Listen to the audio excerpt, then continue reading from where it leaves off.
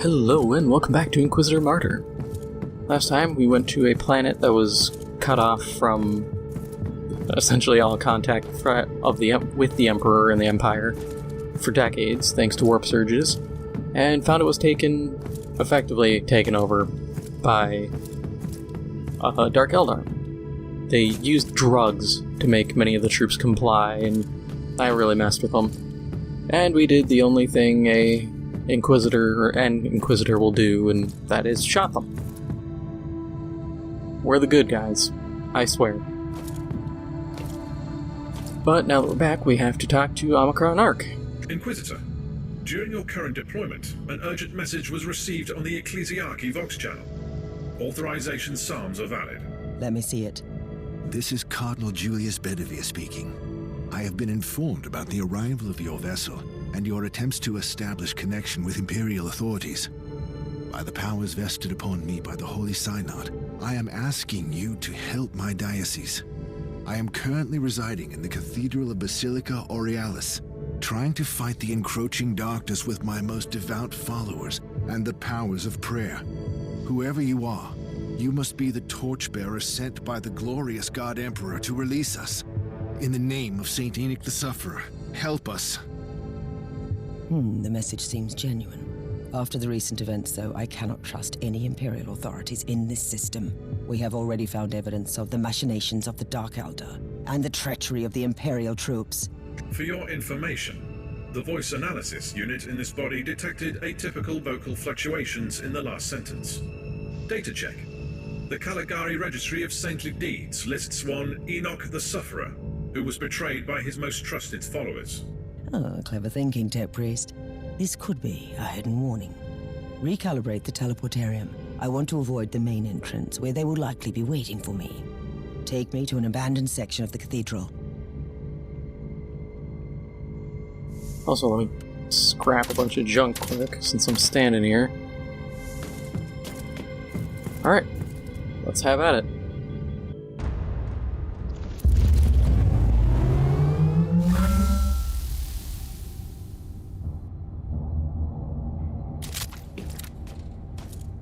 Your hunch was right, Tech Priest. This is indeed a trap.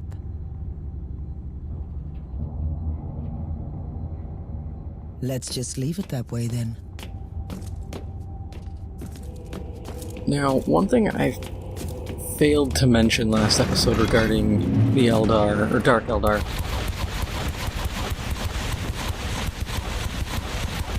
They must have been expecting me to come from the other direction. is the fact that the Dark Eldar will not... Oh, here's an example of a Eldar-made flesh creature, the Rack Skinner, but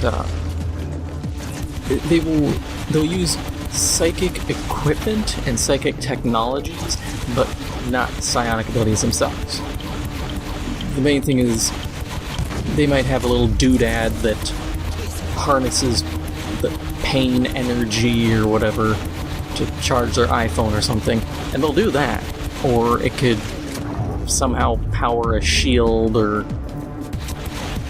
fire a beam weapon that causes psychic agony.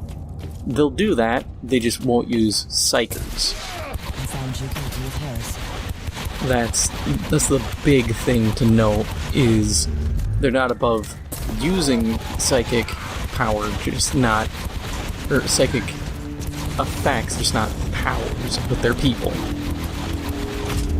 And that is something that later on we will see is a psychic machine. I don't know, I think it's much, much later, but it is something to note. And they're surprisingly advanced, the Dark Eldar. You know, they use dark matter technology, which I believe is what the Deus of Destruction uses for its main sweepy death beam. Great technical term, but it's all I got here. And then there's also... it's like dark energy, they use nanotech, it's very interesting just what they use, considering the keep describing it just like the flesh crafting nature of them. And it is a great way for them to supplement their forces because they still live in a city. Their forces are divided up into, you know, cabals. Like, the leader is Cabal of the Black Heart, I want to say. But there's, you know, the Cabal of the Flayed Skull, there's a bunch of them. And then within that, there's... Not even within that, just within the city, there's also witch cults and covens. And there's, you know, typical mercenary bands, war bands. There's a little bit of everything.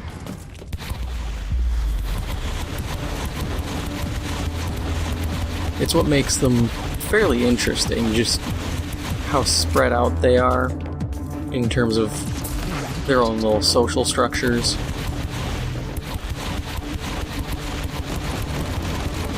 Of course, I stupidly shot the Trap Bolter. Yeah, that goes quick.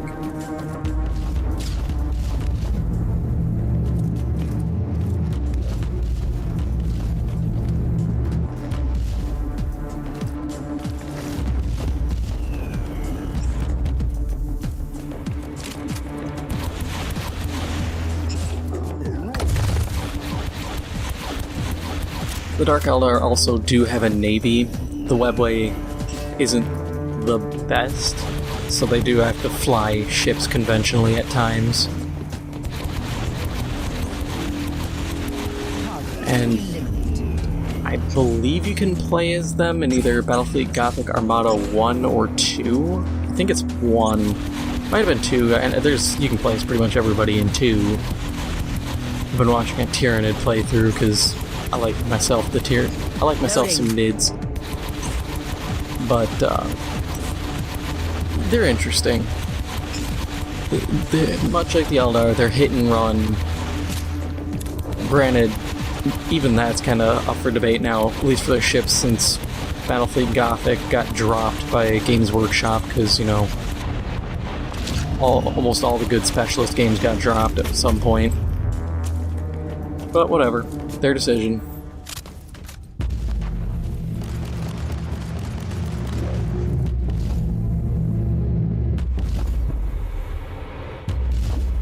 Pretty much all their vehicles hover. I think there's the Aspirida. It's a little portable walking shield generator thingy. It walks. Their Titans, or Titan equivalents, walk. At least some of them do. I haven't really looked super deep into them because, once again, the support for them is very minuscule. Oh, there's an Urgal Wretch. Pretty neat looking.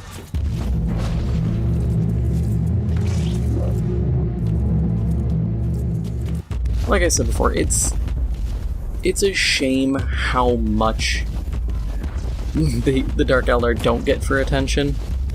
I get narrative-wise, they're just kinda doing their own thing, and it would feel really kind of shoehorny. That's a terrible word, I shouldn't have used that. You know what, it's already in, I'm not editing that, so forget it. They shoehorned them in. It feels like if you were to, you know, try to expand on them a ton, because you just can't have some instance where, you know, you have like the Dark Imperium and suddenly, you know, there's a crusade of Space Marines, and out of nowhere, during the fight between them and the Forces of Chaos, the Dark Eldar just pop in and are just like, yo, we're here to save the day!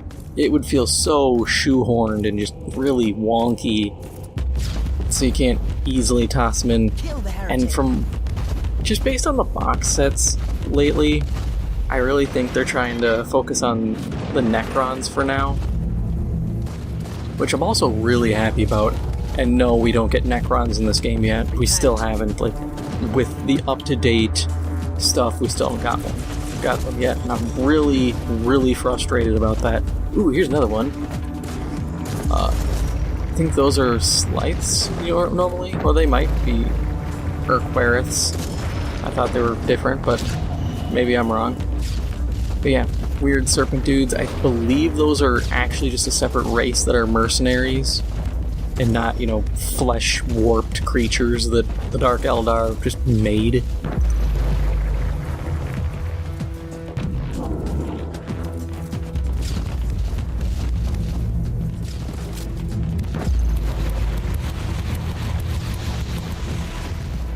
I mean, look at that. That dude spits, like, acid.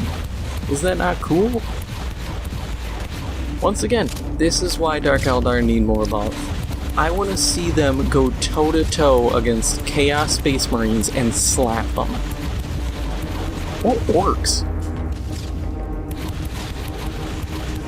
Love to see them fight orcs. Loading!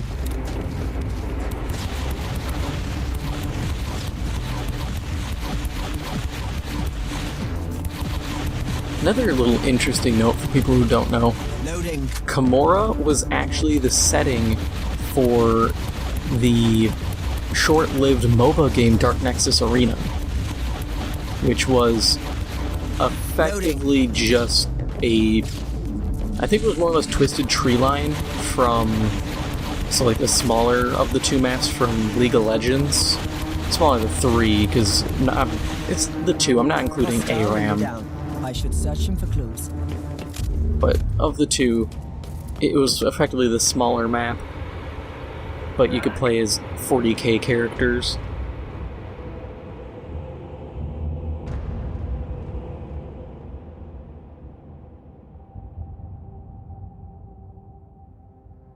The plot thickens, Captain. Did the census pick up any other voidcraft in this segment? These worthless rebels are betraying their kind for the Dark Eldar, as I suspected. But they knew details about my investigation, which baffles me. How could they know?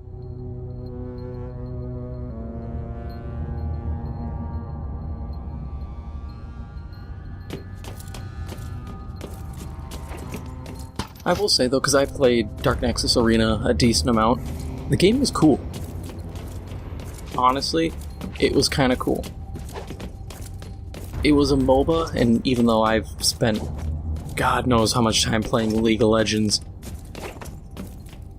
it didn't stand out.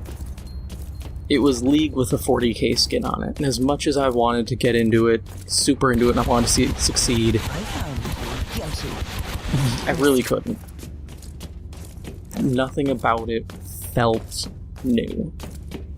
And that was the problem. It was cool seeing, Camorra get some recognition. Especially having a game set there and the lore of the game explaining every character you play as, because you play as, I think, a scout or a normal space marine. I think there was a Terminator. I know there was an orc. There was some chaos. I think it was a Khorne berserker and some other guys. And it was cool because, it made sense. Oh, everybody here was kidnapped by the Dark Eldar and is forced to fight for their entertainment. Okay, I can work with that. That makes a lot of sense. I will pray for you, servants of the Imperium. Rest assured, the perpetrators will pay for this in blood. The machinations of the foul Drakari cannot be left unpunished. But of course, that was during the great MOBA outbreak. Oh, there's the grotesque. Hey, you guys should attack these things so I can stand around and look at you. Pretty cool, right? Once again, this is why they should be more focused in RTS games. There's some cool units. We haven't even gotten to the Talos yet.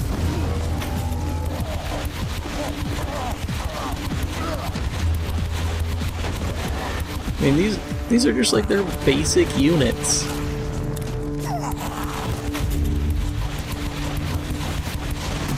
at least the basic units that they show. There's...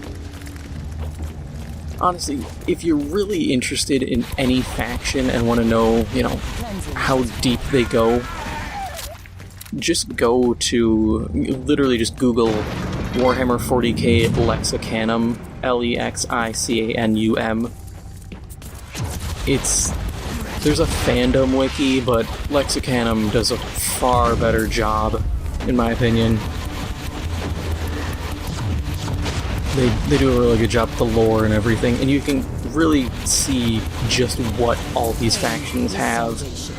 Granted, everything is within kind of a lore perspective. Wahapedia is more if you want the tabletop rules and whatnot. Or you can go to 1D4chan and check out the far memeier version of everything. Which isn't that bad, honestly. I can appreciate kind of the meme view on everything, because it's arguably probably one of the realest views on all the stuff. Just a bunch of butthurt nerds running a wiki getting a little bum blasted over Games Workshop making bad decisions. I can feel for them, you know? One of those things where I see it and I'm sitting there thinking, yeah, I know how that is. You're not alone in your annoyance.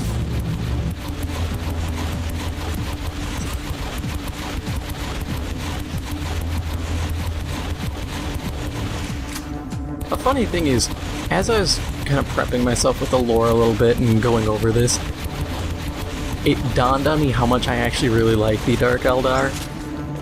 They're definitely not, you know, Necron or Death Guard level in terms of how much I like them, but they're close. I think if I were to run armies, I would probably go Death Guard, Necrons, maybe Imperial Guard. Yeah, probably Imperial Guard, then Dark Eldar.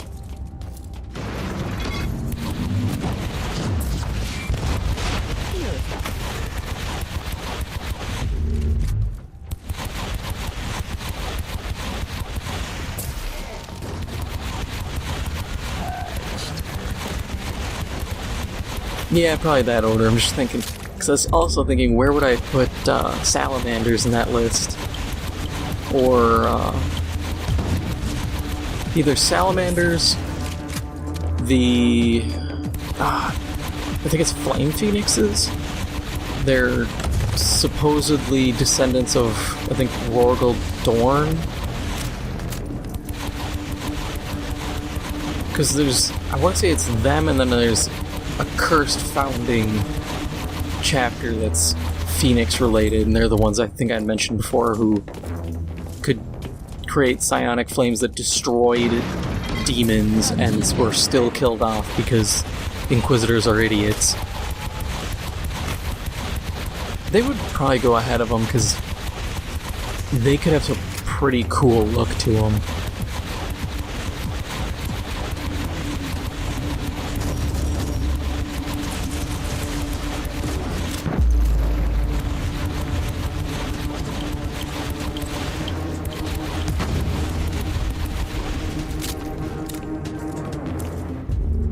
Man, I wish Games Workshop would, like, license out at least conversion kit rights to smaller companies, so that they could be like, hey, do you want to make conversion kits? And G-Dubs could go, oh, we're going to make Samurai Space Marines we're going to have a chapter on them. We're going to sell standard Space Marine kits, but if you sign this contract, we will allow you to produce the conversion kits. You know, we get a cut of the profits, but you make them. I want that mostly because then we could actually get more unique looking armies instead of having to rely on copious amounts of green stuff to build whatever we want. Some people are, savants of using this stuff to make crazy stuff. I saw a picture, a guy was making this, it almost looked like a Warhound Titan for the Inquisition with the Inquisitor Lord just straight chilling on top. And at first I was like, oh, this is kind of cool, it's all white and green. And it was on Twitter, and the guy who posted, he's like, no, that green is all green stuff, which, once again, if you don't know what green stuff is, because I've never mentioned it, green stuff is like a modeling putty, but it's modeling plastic. And so this dude made at least half of this thing out of green stuff. All the details. These are high detail parts too. It's not just, oh, here's a slab that I've made some little wavy lines in and it's okay. It was, here's an arched terrace with details and skulls all hand done. I thought that was just a piece from a set. Not this dude just hand making stuff. Like he's some Renaissance artisan being paid by, the Pope to trick out a church or something. But no, dude just did it.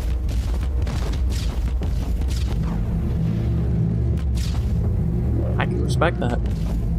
I can respect that a lot. That's one thing I really do love when it comes to the 40K community. I mean, you get, within the actual tabletop, you get some people who are absolute buttholes. But, you can't escape them. They're everywhere.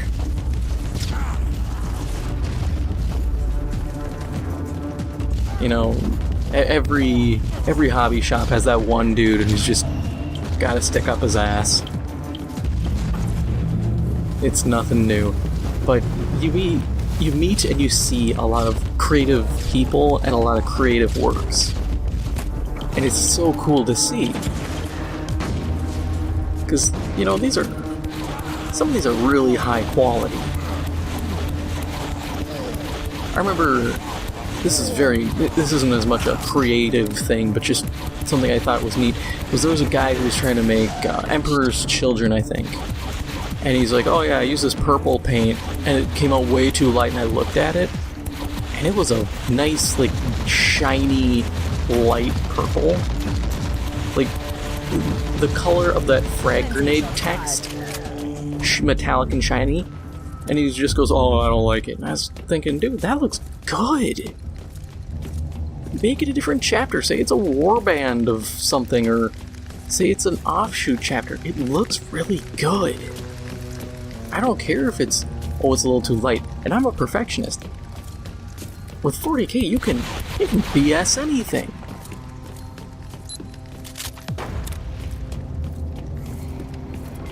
You could replace a bunch of the armor with, normal fleshy body parts and have the stripper marines if you wanted.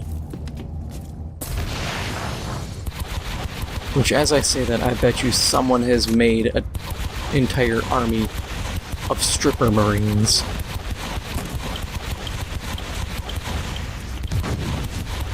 Part of me is horrified by that concept, but also part of me really wants to see that and laugh. If they don't have a rhino with a stripper pole on top, I'm going to be really disappointed. You couldn't have those dudes ride into battle without one Space Marine working the pole.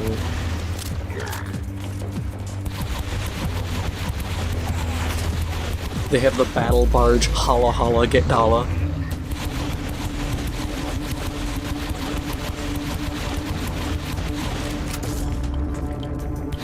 Their chaplain, Funkalicious. Damn, I'm selling myself on this idea.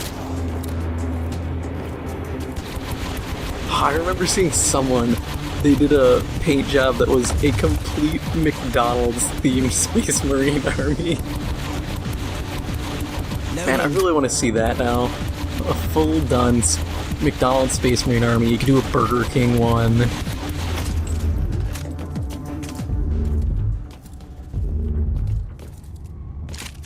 you wanted to be as close to what I would deem accurate, you'd have to have a Sisters of Battle army that's themed around Wendy's.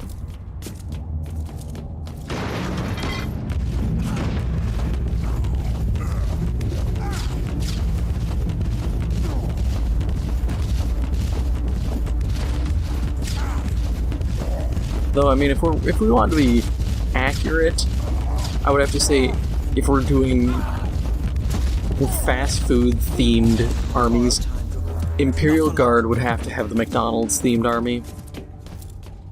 Since, you know, McDonald's are everywhere. Just like the Imperial Guard.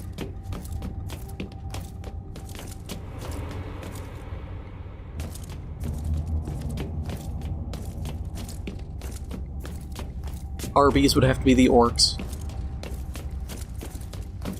Or A&W. That'd be a good one. I don't know how you do color scheme, though. Same as Arby's.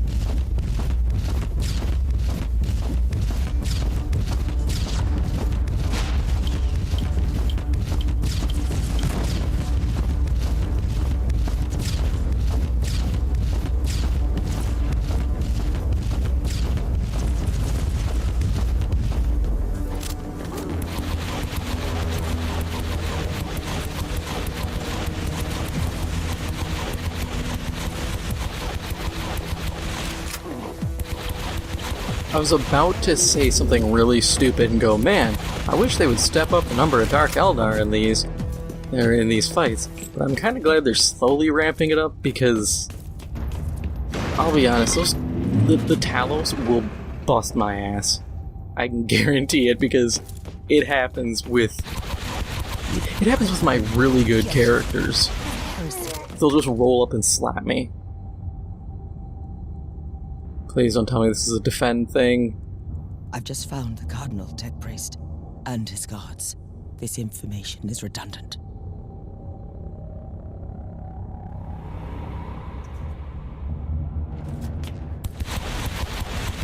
Okay, free the captive Cardinal. With this character, I am terrified of doing any defense mission. Just like that one cogitator not too long ago. This character has 0 defensive capabilities. Reloading. It's not like she plays like the Crusader. Crusader, you can just bust out a flamer and just start walking around torching everything. Or the grenade launcher. I've said it before, if you want the easiest experience in this game, play a Crusader. You can get a jetpack and just jet jump away from dudes. You get the grenade launcher. The grenade launcher has so much suppression damage, you just knock people down. I was chaining knockdowns and was able to train a group of guys who were like 5 levels above me, and they couldn't stop because I just knocked them down. They'd walk near me and I'd just be like, no, topple them, and just run away. I had to be probably the most annoying thing possible, just out of the sheer willingness to run.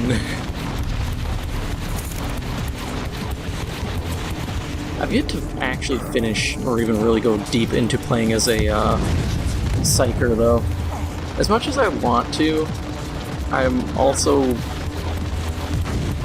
kind of put off by the idea because of playing as the assassin. And how much of a struggle playing the assassin has been. Just, you know, one wrong move, slap, dead. Hit a landmine, bam, dead. I was doing a mission off screen, like I mentioned a couple ago, that, you know, I was just doing a couple for fun. I fought a Eldar tank, the Fire Prism. One shot almost kills me. And I'm just sitting there thinking, damn, if I'm getting almost one tap by this just doesn't bode well. And of course, the Psyker isn't that durable either. I could maybe just dump a ton of points into survivability stuff for him. I thought about that with this character, but I also don't want to just fully dump into survivability. Because then if I don't have the DPS, I'm just standing around dumping shots into people's faces hoping they die. I just get 2 arc swords. I mean, it's not bad, just, not what I want. Especially now that I'm somehow getting squishier, I really don't want stuff that puts me in slap range. And with Psychers, I'm gonna just get blasted. Last guy, let's just finish him off. Cleansing shots fired. Poor dude. Didn't even know what was going on. Cardinal. My most sincere gratitude, Inquisitor. By the grace of the Emperor, you have deciphered my warning. I should execute you for treason. What was this all about? I deserve no forgiveness. But before you rightfully sentence me, please hear my plea.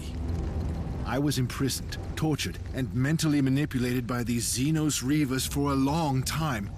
Let me help you in your sanctified duty. So, they made you lure me into their trap. You and others in the past. These monsters are plundering our worlds. We've been lost in the darkness, Inquisitor. These Xenos have been allowed to carry on unchecked. They were already waiting for me on the relay station and set up the trap here in no time. What is their secret, Cardinal? I have no idea, I swear. But they know everything. Their ways are efficient. Terrible, but efficient.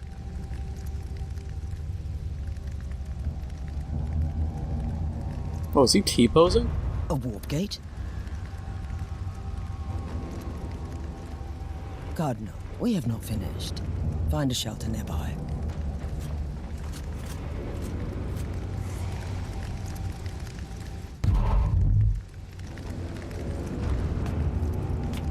I think I just got T-posed on by Space Pope here. Oh, speaking of Space Pope, weird transition, I know. It just reminded me, as I said it, of the guy for EVE Online. There's a dude who dresses up as the Pope at every fan fest and is known as Space Pope. Reloading. And since they include player stuff in the lore for EVE, he was also, I believe, somewhat involved in the succession of a leader of one of the main factions, and I think he almost caused a religious war.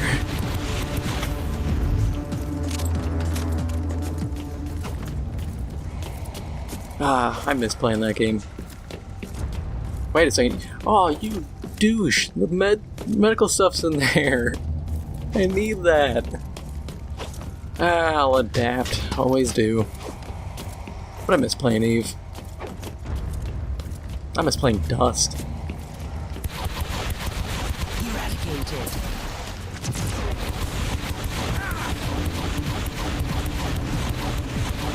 That was a good game that ended up getting cancelled long before it should have. That's another one. If that game, if Crowd Control Productions are just like, yo, we're redoing it and we're gonna re-release it, and I had a good computer and they said it was on PC, this channel would become just that, or mostly that, or I'd stream it, something along those lines. But I would play it a lot.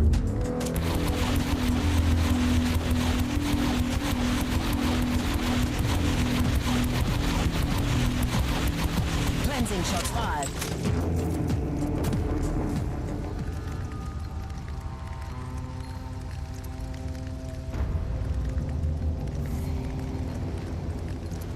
The Dark Eldar are masters of torture and manipulation.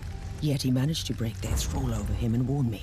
He was almost begging for judgment.